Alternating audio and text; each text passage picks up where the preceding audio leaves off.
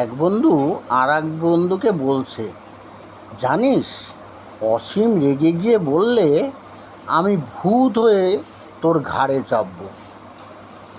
তখন দ্বিতীয় বন্ধুটি বলছে, আরে অত সোজা না, ও তেমন কাজ করতেই পারবে না।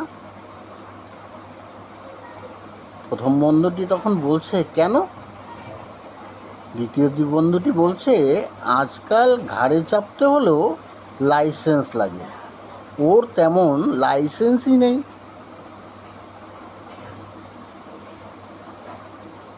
এক মহিলা আর এক মহিলাকে বলছে, তোমার স্বামী কি বাড়ি ফিরে এসেই খাবার দিতে বলে? তৃতীয় মহিলাটি তখন বলছে, ঠিক তার উল্টো, আমার রান্না করা খাবার দিতে গেলেই রেগে গিয়ে বলে, এখন আর একদম খিদে নেই। বাড়ির কর্তা চোরকে বলছে, চুরি করতে তোর লজ্জা করে না?